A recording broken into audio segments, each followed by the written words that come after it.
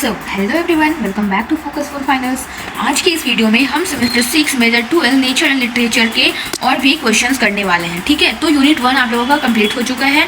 तो unit 1 and unit 2 का 1 marks question complete हो चुका है, 5 मार्क्स क्वेश्चन कंप्लीट हो चुका है और 15 मार्क्स के क्वेश्चन भी कंप्लीट हो चुका है यूनिट 1 का। ठीक है, तो आज मैं यूनिट 2 का 15 मार्क्स क्वेश्चन लेकर आई हूँ। ठीक है, ये video specially exam point of view से डिज़ाइन किया गया है, जहां आपको डिटेल आंसर्स के साथ साथ क्लियर एक्सप्लेनेशन मिलेगी। ठीक है, तो चलिए स्टार्ट करते हैं। आज का पहला question, discuss the theme of transience of life in Robert Herrick's poem to daffodils.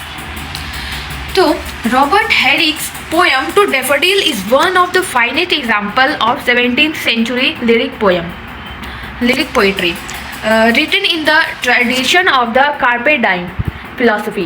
The poem reflects on the short-lived beauty of daffodils and draws a parallel with the brief span of human life.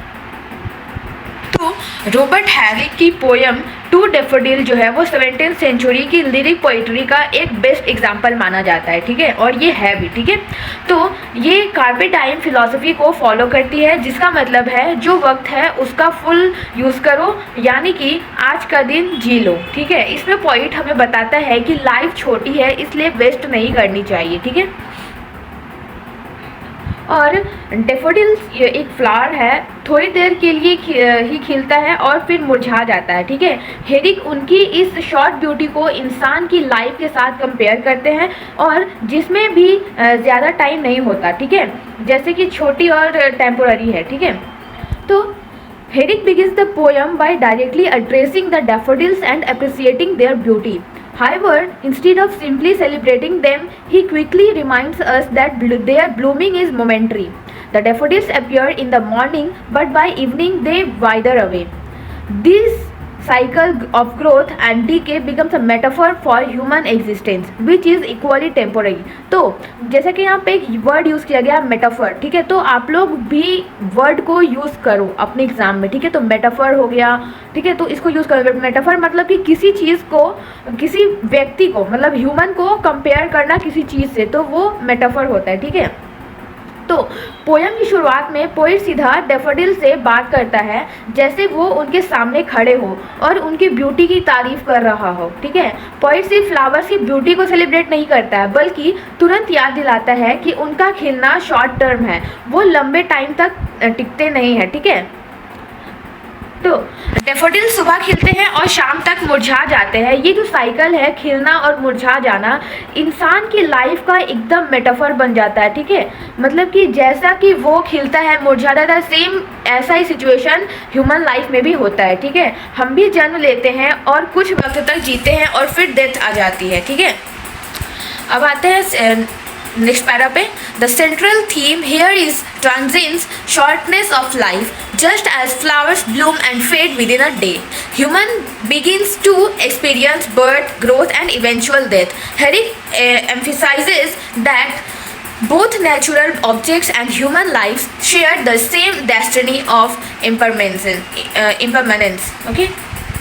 So poem का main theme है ट्रांजिएंस, यानी कि life का short होना। जैसे फूल एक दिन के लिए खिलता है और मुरझा जाता है, वैसे ही इंसान भी जन्म से लेकर डेथ तक एक शॉर्ट जर्नी करता है। ठीक है, तो पॉइंट हमें बताता है कि चाहे नेचर हो या ह्यूमन बींग्स, सबका एक ही डेस्टिनी है, इम्परमानेंस, मतलब कि हमेशा के लिए नहीं चलना, सब कुछ टेम्पोररी है। ठीक है, तो the point also uses imagery of summer's rain and morning dew to highlight fragility.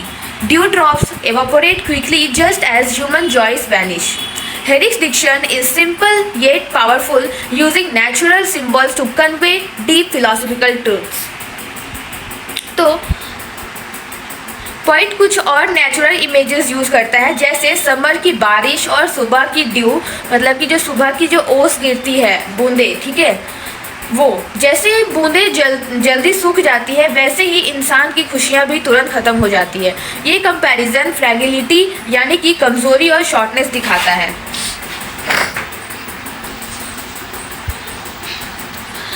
Point ने जो लैंग्वेज यूज़ की है वो सिंपल है लेकिन स्ट्रॉन्ग भी है। जैसे कि नेचुरल चीज़ें, फ्लावर्स, रेन, ड्यू, यूज़ करके वो हमें बड़ी फिलोसफिकल ट्रूथ समझाता है, जैसे लाइफ का शॉर्ट होना, ठीक है। In addition, the poem conveys a moral lesson.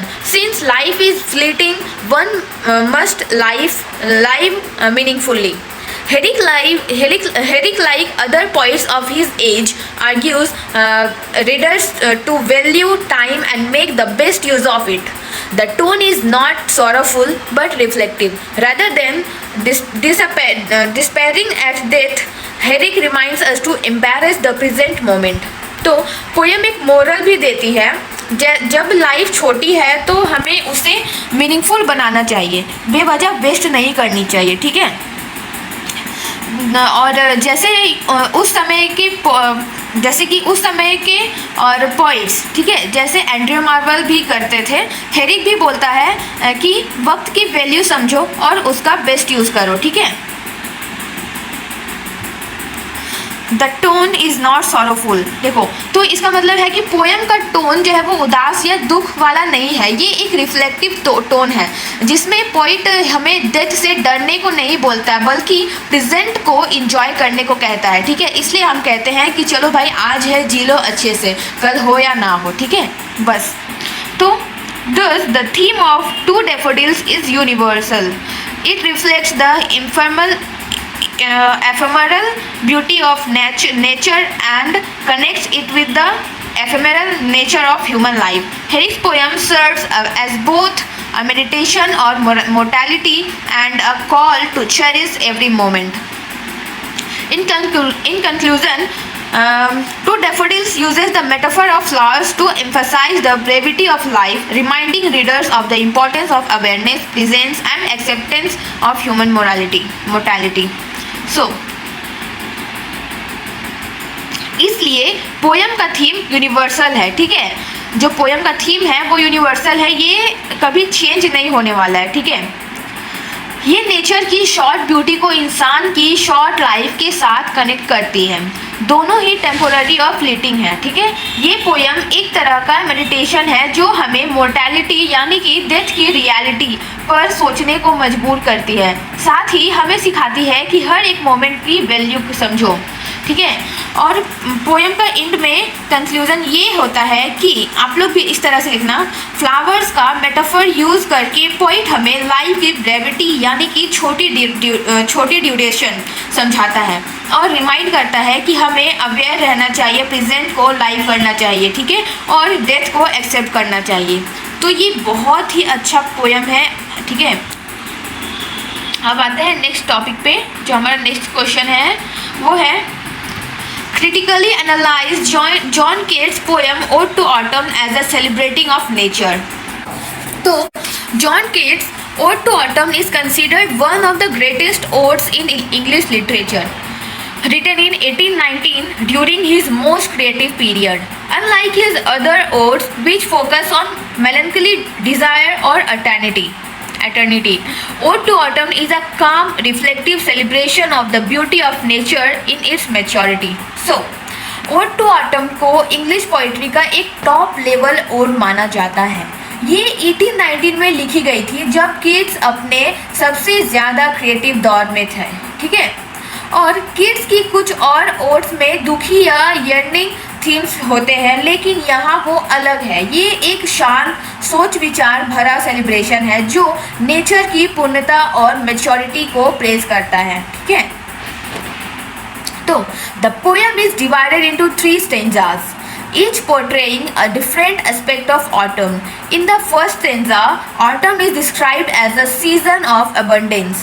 Keats highlights the ripening of fruits, blooming of late flowers, and fullness of harvest. The imagery of mellow fruitfulness and ripeness to the core creates a sense of completeness of fulfillment. तो poem 3 हिस्सों में बांटी गई है, ठीक है, यानी कि 3 स्टेंजाज में बांटी गई है, ठीक है। और हर स्टेंजा ऑटम के अलग पहलू को दिखाता है। और फर्स्ट स्टेंजा में ऑटम को भरपूर का सीज़न बताया गया है, ठीक है, और फलों का पकना, लेट फ्लावर्स का खिलना और फसलों का भर जाना, ठीक है, ये आपका फर्स्ट स्टेंजा में बताया गया है। ये जो फ्रेज है द इमेजरी ऑफ मेलो फ्रूटफुलनेस और राइपनेस ऑफ द कोर, तो ये फ्रेज मेलो फ्रूटफुलनेस और राइपनेस ऑफ द कोर यूज़ करके किड्स एक फीलिंग बनाता है कि सब कुछ पूरा है, ठीक है, मैच्योर और सेटिस्फाइड है, एक सेंस ऑफ फुलफिलमेंट है, ठीक है।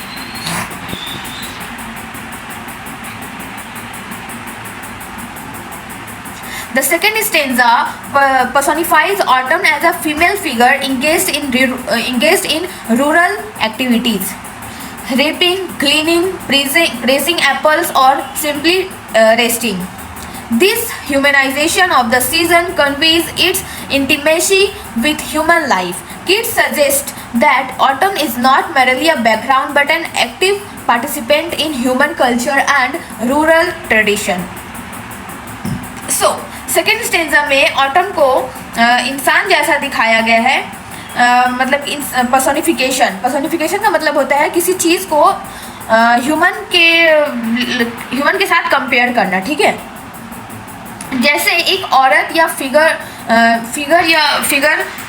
फिगर जो फसल काट रही हो, खेत से बचे हुए अनाज उठा रही हो, और या एप्पल प्रेस दिखा रही हो या आराम कर रही हो, ठीक है।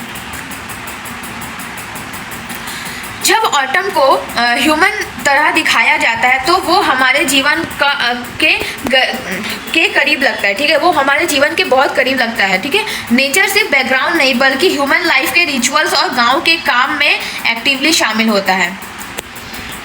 In the final stanza, Keats addresses the criticism that autumn lacks the songs of spring. He replies by celebrating the music of autumn itself, the buzzing of bees, the bleating of lambs, the whistling of robins, and the chorus of crickets. This stanza shows how every season carries its own rhythm, its our charm, and its own natural beauty. So, last stanza में kids उन लोगों को reply करता है जो कहते हैं spring जैसी खुशी और सॉन्ग्स ऑटम में नहीं। किड्स कहता है कि ऑटम की अपनी आवाज़ें और म्यूज़िक है। मकसद के बीज का बस, यानी कि जो बीज होते हैं, ठीक है, हनी बी, वो जो बीज होते हैं ना, क्या बोलते हैं, बीज, जो वो अपने आवाज़ निकालते हैं, और लैम्स का ब्लीड और रॉबिन्स की विस्लिंग और क्रिकेट का कोरस, ठीक है। सारे सीज़न की सारे अपने रिदम होते हैं, ठीक है। यहाँ पॉइंट ये है कि हर सीज़न का अपना रिदम और चार्म होता है, ठीक है। ऑटम भी अपनी यूनिक ब्यूटी रखता है जैसे सारे सीजन रखते हैं, ठीक है।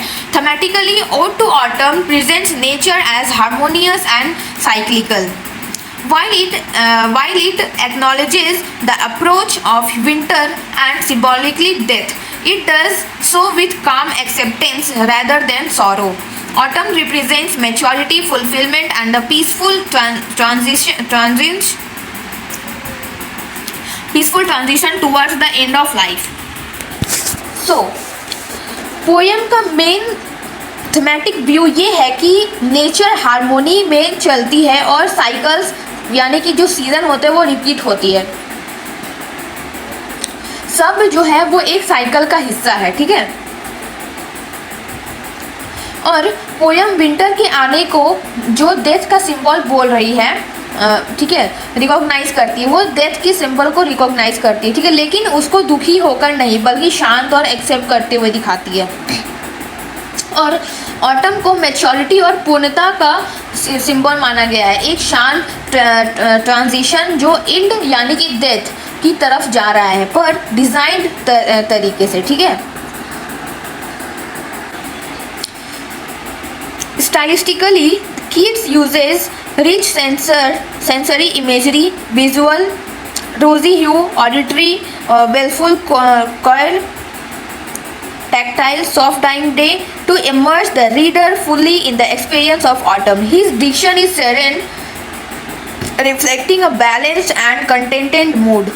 So, स्टाइल में किड्स बहुत स्ट्रॉन्ग सेंसेस यूज़ करते हैं, जैसे कि नज़र, रोजी ह्यू, सुनाई देना, मतलब कि उसको बोलते हैं बेलफुल कॉयर, और टच फीलिंग, जो हम लोग को फील होता है किसी चीज़ को टच करने से, तो उसको बोले हैं सॉफ्ट डाइंग डे, ताकि रीडर पूरी तरह ऑटम का एक्सपीरियंस फील कर सके, ठीक है।